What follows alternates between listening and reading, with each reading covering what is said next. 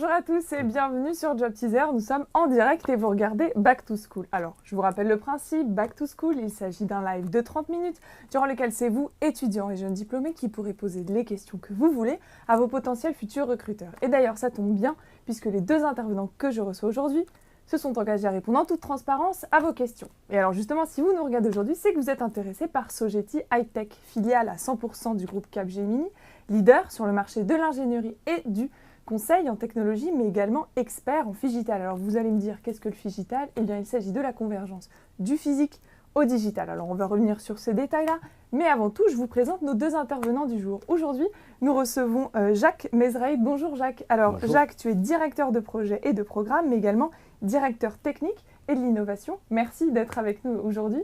Et je reçois également Emmanuel Legros, directeur du recrutement. Alors, on va parler ensemble plus en profondeur de Sogeti High-Tech, des profils que vous recherchez, mais également des offres que vous êtes venus proposer aux étudiants. Alors, on va tout de suite passer à la première rubrique, au tableau.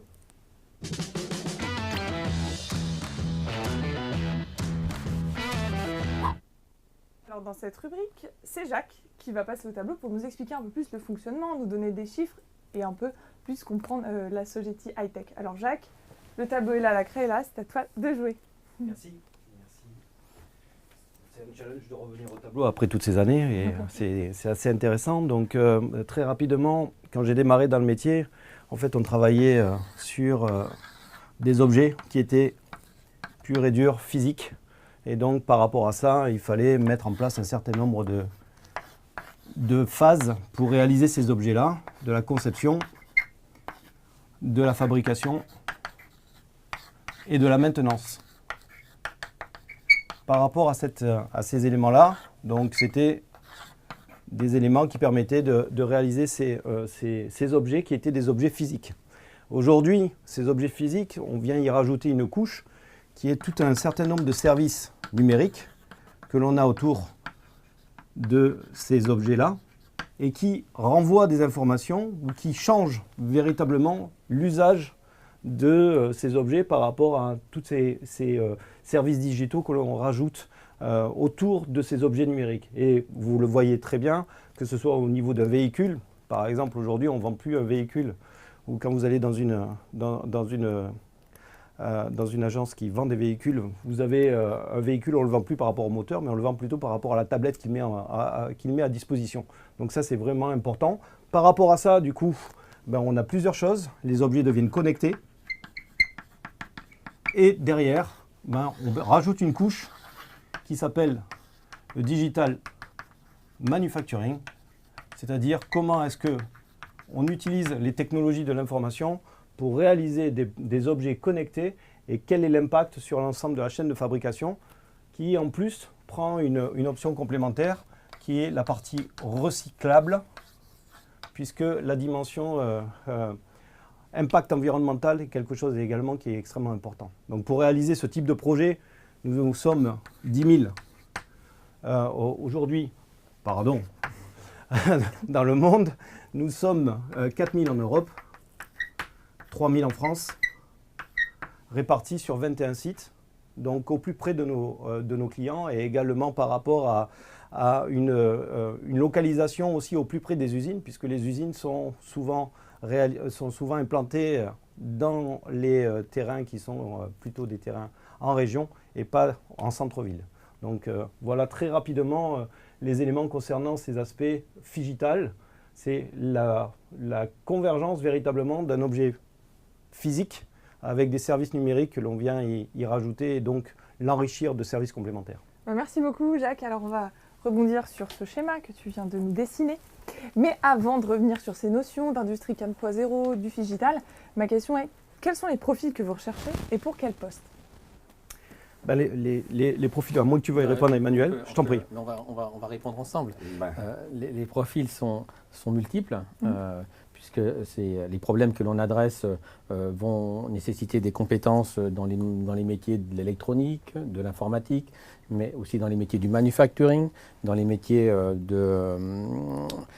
du design mécanique, quand on parle de mécatronique par exemple. Donc les métiers sont larges, il nous faut des gens pour travailler sur la définition de ces solutions, il nous faut des gens pour travailler sur l'implémentation, la mise en œuvre de ces solutions, qu'elles soient notamment dans les usines qui vont fabriquer ces produits. Il nous faut aussi des gens qui vont travailler sur des aspects plus larges, sur des solutions logicielles telles que le PLM par exemple, qui est une solution logicielle qui a vocation à superviser et à gérer la vie des produits. Depuis leur genèse, leur conception, leur phase de fabrication et leur phase en vie série, voire même quand on parle de PLM dans le monde du nucléaire, on parle de PLM pour faire du démantèlement, de la déconstruction. Donc voilà. Donc c'est des profils qui sont très très larges. Je te laisse compléter si tu veux.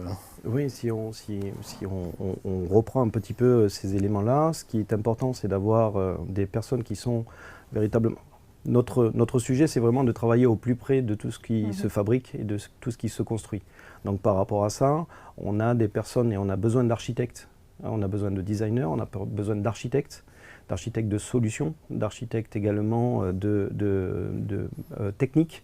Nous avons besoin également, c'est l'opportunité pour des talents en développement également d'intervenir sur des sujets qui sont des sujets extrêmement intéressants pour participer à cette transformation digitale dans le monde de l'industrie.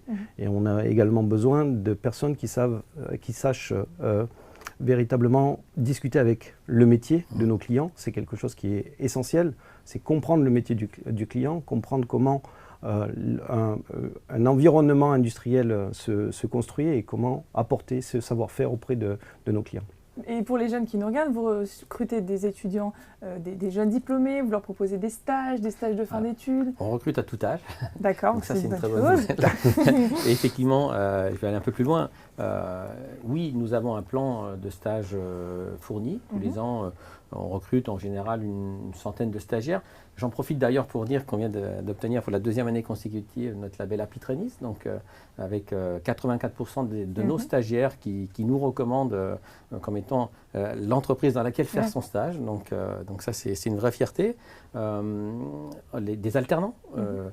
Notre programme d'alternance pour 2018, on aura recruté à peu près 60 à 70 nouveaux alternants cette année, donc que l'on va accompagner dans leur formation sur 1 an, 2 ans ou 3 ans en fonction de la période à laquelle on les intègre. Et puis bien évidemment, on recrute en CDI des plus juniors, donc des jeunes diplômés, les fraîcheurs, jusqu'aux plus expérimentés, puisque pour être architecte, il faut un petit peu de background, il faut un peu de vécu, et donc on recrute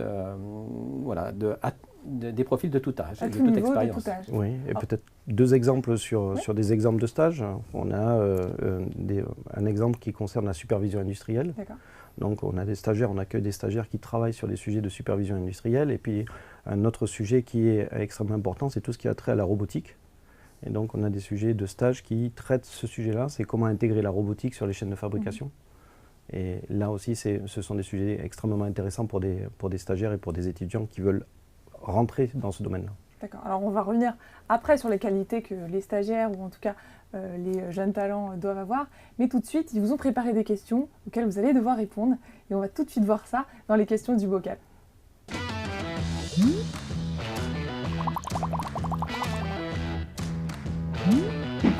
Alors, Jacques et Emmanuel, vous avez 3 bocaux devant. Vous avez les questions experts, questions RH et en rouge, questions qui piquent. Alors, qui veut commencer à piocher la première question? Alors, visiblement, c'est Emmanuel. Alors, c'est à toi. Je te laisse les questions experts. Ou la question qui pique, si tu veux. Je prends une question RH. Alors, j'ai bien pris mes lunettes. Est-ce que tu apportes de l'importance à la forme du CV? Alors, ça dépend ce qu'on entend par forme. Ce qui est important dans un CV, je pense que la forme... C'est-à-dire que vous acceptez les vidéos, par exemple? Oui, on peut accepter des vidéos, on peut accepter toute forme de CV. Ce qui est important dans le CV, c'est de mettre en avant ses atouts, c'est de mettre en avant ses points forts. Si la vidéo est le meilleur support pour y parvenir, pourquoi pas. Aujourd'hui, en contrepartie, nous, on fait des annonces de plus en plus visuelles, de plus en plus graphiques, de plus en plus vidéo. Donc, effectivement, pas de problème pour que les candidats qui veuillent se différencier nous adressent des CV sous forme de vidéo et dans lesquels ils se mettent en situation. Et la lettre de motivation est tout aussi importante? Ça s'est un peu perdu quand même. Ça s'est un peu perdu, hein. C'est pour ça que je vous pose la question. Ça s'est un peu perdu. Pour être très honnête, je pense qu'aujourd'hui, moins de 10% des personnes qui candidatent sur nos offres mettent une lettre de motivation. Et pour les 10% qui mettent une lettre de motivation, on voit bien que c'est souvent une lettre qui est un peu formelle, modèle que l'on trouve partout sur Internet. Donc ce n'est pas ça qui a le plus de valeur aujourd'hui. Si certains veulent faire une lettre de motivation, je pense qu'il est important qu'elles viennent d'eux-mêmes et qu'ils y mettent du cœur, exactement. Très bien. Alors Jacques, prochaine question. Eh bien alors, soyons courageux, on va prendre la question qui pique. C'est bien. Il faut que l'un d'entre nous soit courageux. Ah oui, mais elle pique. Hein. Quel est le turnover? J'ai la réponse, moi. Eh bien alors Emmanuel, si tu veux bien répondre. Hein. voilà, ça c'est fait. Question. 17%. D'accord. 17%, c'est le turnover que l'on a dans l'entreprise à date, donc qui est un turnover qui est plutôt dans la moyenne de ce que l'on observe dans les entreprises du secteur numérique tel que nous. Ah, vous étiez engagé à répondre en toute transparence. Mais mais ce qui est intéressant aussi, ce sont les causes du turnover. C'est-à-dire que la vraie question qui pique, c'est pourquoi est-ce que nous avons 17% de turnover. Ce qui est important de voir, c'est que les personnes qui rentrent chez nous travaillent aussi pour un client au plus proche d'un client, donc ils sont souvent intégrés chez nos clients. Il y a également des éléments sur lesquels les personnes font des choix par rapport à des choix de localisation. Donc on favorise ces choix-là par rapport à des mutations qui sont des mutations dans les différentes localités, mais il se peut qu'il y ait des éléments qui soient différents à prendre en compte. Et donc les principales raisons sont à ce niveau-là. Et c'est souvent quelque chose qui est intéressant, c'est-à-dire que les personnes qui partent de notre entreprise restent souvent en contact et deviennent aussi finalement soit des ambassadeurs, soit des clients directement. Et là, c'est intéressant parce que ça fait une sorte d'écosystème et d'alumni vraiment qui se crée autour de ça. Quoi. Voilà. Je vais compléter, puisque une part assez significative d'anciens collaborateurs reviennent. D'accord. Et ça c'est un vrai gage c'est une vraie satisfaction, parce que ça veut dire que les gens, et c'est normal dans la carrière d'un collaborateur, d'un ingénieur, on est dans des activités, il est important qu'il puisse aussi avoir d'autres expériences dans d'autres secteurs, dans d'autres types d'entreprises, mais on a un taux de réembauche de collaborateurs qui est assez important. Et c'est une vraie satisfaction. Ouais, c'est vrai. Beaucoup reviennent à la base, en fait, finalement. Beaucoup reviennent à la base, effectivement. Donc, alors, la prochaine question, je vous laisse vous dévouer, l'un d'entre vous. Si c'est expert... Bon, allez. Je prends la deuxième, alors. Une question J'en prends deux. Ça dépend du domaine d'expertise, après. Est-ce qu'il faut déjà avoir une expérience dans le secteur? Dans quel secteur, déjà? Donc, la question, c'est parce qu'en fait, tout ce qui concerne le digital manufacturing, ou tout ce qui concerne finalement la réalisation ou l'intégration dans un monde industriel, peut se décliner par secteur. Secteur de l'énergie, secteur de l'automotive, secteur du transport. Ce qui est pour moi le plus important, c'est plutôt l'engagement. C'est-à-dire que est-ce qu'on a envie véritablement de travailler sur un sujet qui sont souvent des sujets et des sujets complexes et de travailler par analogie. C'est-à-dire que l'expertise s'acquiert au fur et à mesure de l'expérience. On ne peut pas demander à un jeune entrant d'être le sachant ou l'expert dans le domaine du nucléaire, dans le domaine du transport ou dans le domaine de l'automobile, par exemple. Par contre, ce qu'on essaie de mesurer, c'est sa volonté, son engagement, son envie de travailler sur ces sujets. Et par contre, au fur et à mesure de l'évolution de cette personne, on voit bien qu'il y a des analogies et des sujets ou des problématiques qui sont identiques ou analogues d'un secteur à un autre. Donc voilà, c'est juste cette réponse-là. Et tout ça, ça s'accompagne. Et donc nous avons au sein de Sogeti High-Tech aussi des coachs, donc des personnes qui sont capables d'accompagner et de faire monter justement les personnes que nous recrutons sur le métier de nos clients et également sur les domaines technologiques associés. Emmanuel, tu voulais peut-être rajouter non? Ça te Ah paraissait non, ça correct? me paraît Donc, très clair. Comme, il faut pas Quand forcément- il rajoute pas, il c'est faut un que mix. c'est bon.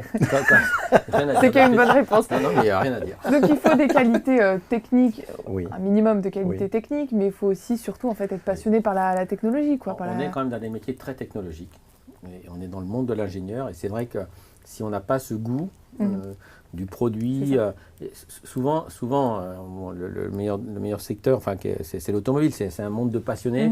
Les gens veulent aller dans l'automobile par passion. Les gens veulent aller dans le ferroviaire par passion, dans l'aéronautique par passion. Voilà. C'est vrai qu'il y a cette passion qui existe chez nos collaborateurs. Et quand elle est présente, quand on sait l'associer à d'autres qualités, ça fait des belles réussites. Ouais. Ah, très bien. Alors une autre question. Ah, c'est Allez, bien. Emmanuel. J'en prends une typique aussi. Oui, alors. oui, une prends question. une typique. Combien dure la pause déjeuner? En France ou à l'étranger? On peut répondre aux deux. Hein. On peut répondre aux deux.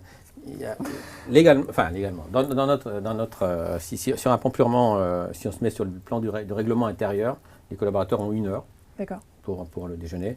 Après, on est dans des environnements qui sont très ouverts, on est dans le monde de l'agilité et on est dans le monde de personnes autonomes, responsables. Donc voilà, il y a 1 heure maximum. Il y en a qui vont prendre 1h30, il y en a qui vont prendre un quart d'heure. Moi, je suis plutôt partie des gens qui déjeunent en un quart d'heure. mais voilà, les gens prennent le temps. On sait qu'on est avec des personnes qui sont responsables, passionnées. C'est-à-dire le temps, entre guillemets, passé à se changer l'esprit au moment du déjeuner, même si c'est 1 heure ou 1h30, il n'est pas perdu. On sait que les collaborateurs vont le récupérer largement Investir derrière. ailleurs. Très bien. Alors Jacques, c'est à ton tour de prendre une autre question. Allez, une autre experte. Quelles sont les qualités nécessaires pour arriver à ton poste? Et Bah, c'est c'est pas assez bonne d'une question, demi-heure. Non, c'est une très bonne question. Non. Je dirais que pour moi, les qualités principales, c'est de garder une curiosité technologique. C'est-à-dire que s'il n'y a pas de curiosité, on ne peut pas progresser. Donc par rapport à ça, on ne peut pas véritablement entreprendre des projets et des projets différents et donc gagner en maturité. Donc il y a la curiosité, il y a l'ouverture d'esprit, c'est-à-dire d'aller voir également ce qui se passe dans les autres technologies et essayer de faire des parallèles. La notion d'analogie marche vraiment d'une manière importante dans ce métier et pour progresser, c'est vraiment de cette manière-là qu'il faut avancer. Et ensuite, je dirais, c'est d'essayer de travailler sur des projets qui prennent de l'ampleur au fur et à mesure, de manière à pouvoir couvrir toutes les problématiques ou toutes les aspérités qu'il y a pendant un projet. Un projet, ce n'est pas un long fleuve tranquille. Un projet, c'est de l'intérêt, mais c'est aussi des problématiques à résoudre, c'est aussi un environnement client à maîtriser, c'est aussi des sujets liés à des points ou des verrous technologiques à faire sauter. Donc voilà. Et au fur et à mesure, se construire cette capacité à faire. Et la progression se passe ou se déroule assez naturellement au sein de Sogeti High-Tech, puisque finalement, il y a aussi un accompagnement qui permet, au travers de communautés, de progresser. Donc on a des communautés d'architectes, on a des communautés qui sont plus orientées dans le domaine physique, on a des communautés liées au développement, on a des communautés liées à des produits. Et donc par rapport à ça, cet accompagnement permet l'enrichissement et la progression au sein de missions ou au sein de projets. Il y a aussi un écosystème duquel tu pourrais parler, Oui. qui sont les AIE, l'ACWIN qui vient d'avoir lieu en France, par exemple. Effectivement, oui. On a des événements qui permettent aussi de mettre en visibilité les talents. Typiquement, la semaine passée, sur Toulouse, s'est déroulé l'ACWIN. L'ACWIN, c'est la Capgemini Week Innovation Network, qui permet de mettre en relation des écoles, l'entreprise, des partenaires ou des startups, et à partir de là, de mettre en visibilité les projets qui ont été réalisés au cours de l'année. Et donc, c'est une tribune aussi, une sorte de tribune ou de tremplin pour valoriser ce qui est fait. Et ça aussi, c'est quelque chose qui est intéressant, puisque travailler sur des postes de direction technique ou de direction de projet nécessite bien évidemment des qualités techniques, mais également de prise de parole, de communication, de relations. Et ça, c'est aussi quelque chose sur lequel on travaille dans l'entreprise d'une manière assez forte. Alors maintenant qu'on a ces conseils-là, on va essayer de voir comment intégrer Sogeti High-Tech et on va voir ça tout de suite grâce à notre rubrique l'entretien. J'ai une question à vous poser.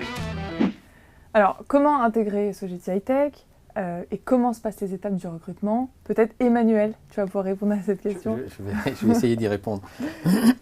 Est-ce que lorsqu'on rentre en stage ou en premier emploi, les étapes sont les mêmes? Voilà. Comment ça se déroule? Alors, il y a différentes manières d'intégrer l'entreprise, évidemment.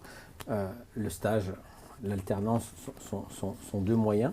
Et évidemment, quand on a effectué son stage dans l'entreprise ou quand on a passé 1 an, 2 ans en alternance dans l'entreprise, les conditions d'accès sont grandement facilitées. Donc on rentre dans des conditions contractuelles qui sont plus comment dire, plus simples. Il n'y a pas de période d'essai, par exemple, donc on est directement embauché en CDI. Donc il y a un intérêt à le faire par ce biais, clairement. On rentre chez Sogeti High-Tech en candidatant de manière classique sur les annonces sur notre site carrière ou via des sites partenaires. Bien évidemment, nous sollicitons, nous en direct, un certain nombre de candidats via les réseaux sociaux, via les médias recrutement habituels. Le réseau est une source essentielle de recrutement. Donc le réseau que l'on a avec les écoles, parce qu'on crée des liens avec les écoles, le réseau qu'on a nous personnellement avec notre écosystème, le réseau de nos collaborateurs, la cooptation est un levier important. Donc 30% de nos recrutements aujourd'hui en France viennent de la cooptation. Donc nos collaborateurs nous proposent les profils dans leur écosystème pour intégrer l'entreprise.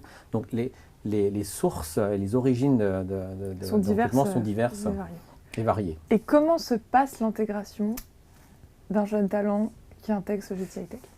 L'intégration se passe en différentes phases. Ce qui est intéressant, c'est d'accompagner justement, surtout au début, l'arrivée d'un jeune talent au sein de Sogeti High-Tech. Ça se fait au plus près finalement de toutes les entités qui sont des entités opérationnelles et qui sont dans les régions. Ça veut dire qu'il y a un accueil qui est fait, il y a une intégration dans une équipe. Cette intégration dans l'équipe va lui permettre de travailler au sein d'un projet. Ensuite, il y a des rendez-vous réguliers qui sont réalisés, soit avec la hiérarchie, soit avec les membres de l'équipe, de manière à pouvoir justement faciliter cette compréhension de l'entreprise, parce que c'est un point qui est fort, c'est-à-dire est-ce que je suis dans un environnement qui me convient? Est-ce que je suis sur des projets qui me conviennent? Est-ce que également ce qu'on m'a dit à l'entrée, c'est quelque chose que je vis? Et donc du coup, tout cet accompagnement est mis en œuvre pour pouvoir faciliter cette montée en compétences et en valeur au sein de l'entreprise et cette compréhension de l'entreprise. Et tout à l'heure, vous avez parlé de coach. Oui, c'est Léminia justement, c'était très bonne, allons-y. Très bonne intervention. Effectivement, et c'est ce qui est important aussi, on a parlé de coach tout à l'heure, chacun d'entre nous, chaque collaborateur est associé à un career manager, donc, qui est un coach privilégié qui va accompagner le collaborateur dans sa carrière, donc tout au long de l'année, avec des points réguliers et notamment des points en fin d'année pour aider le collaborateur à se projeter, donc comprendre quelles sont ses aspirations, être en capacité aussi de lui définir les axes de progrès, parce qu'on doit tous progresser sur différents thèmes. Donc, partons de là, en fonction de ses aspirations, de ses envies, des axes de progrès, de ses qualités, bien évidemment, être en capacité de lui dire, voilà, à court, moyen terme, tu peux évoluer comme ça ou comme ça. Et donc, en fonction de ses aspirations, par le biais de la formation et de l'accompagnement, l'amener à prendre cette position et s'engager sur cette trajectoire. D'accord.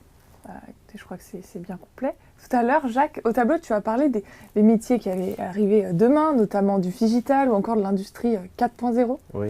Est-ce que tu peux nous en dire un peu plus? Ce sera finalement les métiers des jeunes de demain. Oui, je vais essayer de vous, en quelques minutes, d'en dire quelques mots. En fait, aujourd'hui, on vit une nouvelle révolution industrielle. Cette révolution industrielle, on en a connu une au 19e siècle avec la vapeur, on en a connu une deuxième avec l'automatisation dans les années 70, 80, etc. Aujourd'hui, on a aujourd'hui une vraie rupture dans la manière dont les industriels abordent les sujets liés à la mise à disposition ou la proposition d'objets sur le marché. Donc par rapport à ça, il faut qu'ils intègrent tout ce qui concerne les services associés. C'est-à-dire qu'on passe de la fabrication d'un produit à la mise à disposition de services. C'est ce qu'on appelle l'industrie 4.0.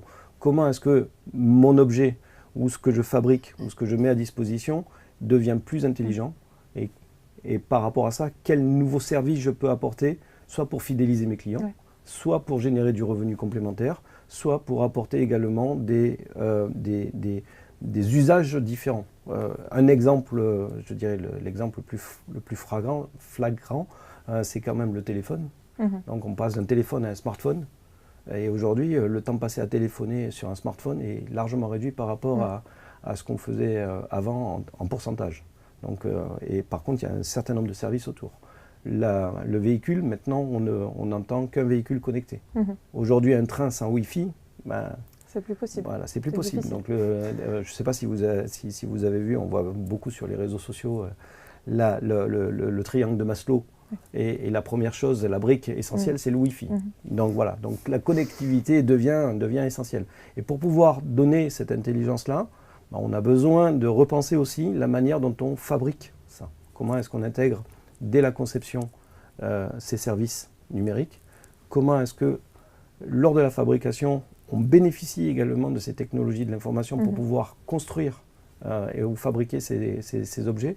Et derrière, comment est-ce qu'on pense les services, soit en service après-vente, soit en maintenance, soit, comme je le disais tout à l'heure également, d'un point de vue recyclage?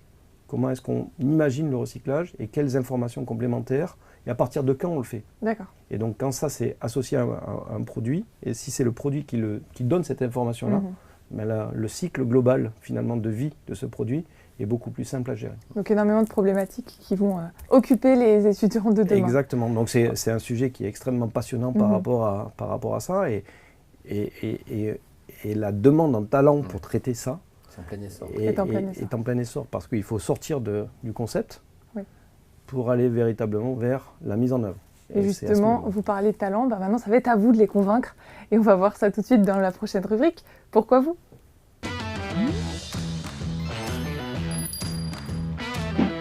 Alors vous parliez de talent, maintenant c'est à vous de les convaincre de rejoindre Sogeti High-Tech. Alors si vous aviez une chose ou des choses à leur dire, qu'est-ce que vous aimeriez leur dire justement?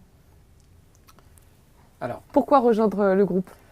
Pourquoi rejoindre le groupe? On ne va pas tomber dans le travers de dire parce que Capgemini, c'est pas ça. Non, pourquoi rejoindre le groupe et pourquoi rejoindre Sogeti High-Tech?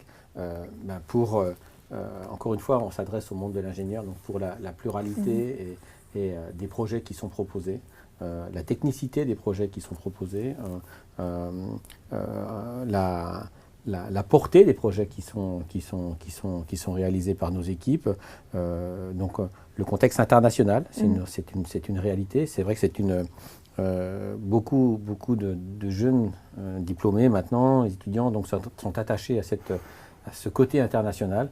Rejoindre Sogeti High-Tech, on a dit 10 000 personnes dans le monde, c'est la possibilité de travailler sur des projets d'envergure internationale avec des équipes à l'international pour des clients à l'international. Quand on parle de digital manuf sur un client comme Michelin par exemple ou Forestia, s'adresser à un problème pour ces clients-là, on peut peut-être commencer en France, mais demain c'est aussi aller en Allemagne, c'est aller au Brésil, c'est aller en Inde, aller en Chine, c'est ça aussi. Voilà. Donc une grande portée internationale. Une grande portée internationale, et puis je crois qu'on est vraiment au début de quelque chose. Donc c'est de participer.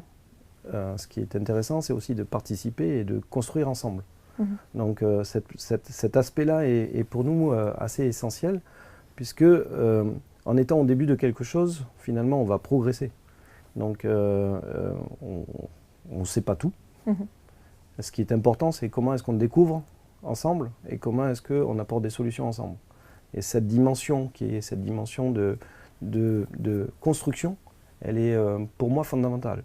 Et c'est ce qui anime, je dirais, Sogeti High-Tech dans la manière d'accompagner nos clients. Comment est-ce qu'on arrive à construire ensemble? Et ça, c'est un environnement qui me semble assez riche en termes d'épanouissement pour de jeunes talents. Bon, très bien. Bah, écoutez, peut-être une dernière chose, non, Emmanuel? Oui, si je voulais un autre mot qui est important Oui. pour moi, c'est l'innovation. Et on n'a peut-être pas suffisamment dit, mais voilà. L'innovation, elle est vraiment au cœur de notre activité.